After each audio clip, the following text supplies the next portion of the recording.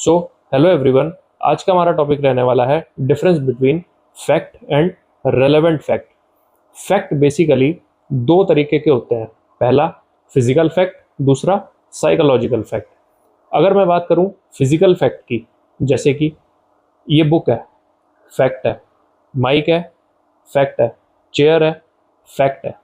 ये कुछ एग्जांपल्स हैं फिजिकल फैक्ट्स के। अगर मैं बात करूं साइकोलॉजिकल फैक्ट की, इसको हमें एक एग्जांपल से समझना पड़ेगा। कोई पर्सन जिसने अपने कॉन्शियस माइंड में कोई ओपिनियन या थॉट होल्ड किया हुआ है, देन वो साइकोलॉजिकल फैक्ट है। बिकॉज इंडियन लॉ अलाउ नहीं करता कोई भी ऐसा ओपिनियन या थॉट जो कि सबकॉन्शियस या अनकॉन्शियस माइंड से निकल रहा हो।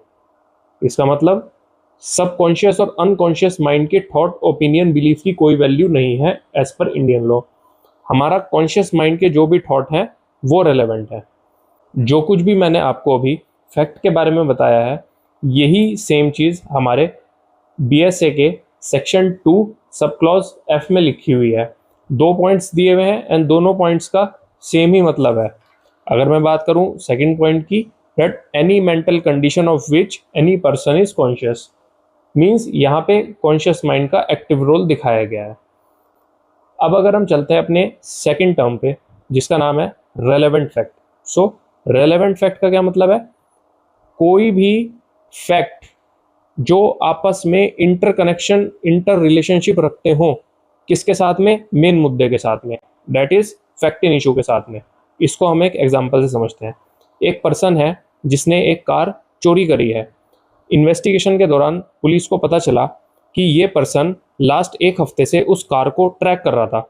रेलेवेंट फैक्ट है। ये पर्सन 2-3 दिन पहले ये कहता सुना गया था कि वो वाली कार उसी डेस्टिनेशन पे ज़्यादातर खड़ी मिलती है। रेलेवेंट फैक्ट है।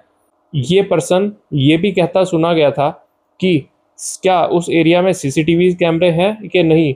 रेलेवेंट फैक्ट है।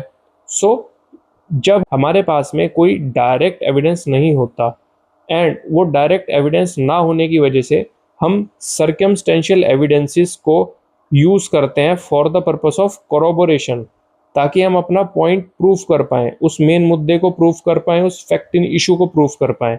सो वो बनते हैं रेलेवेंट फैक्ट्स।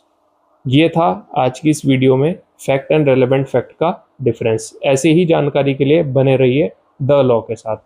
Thank you.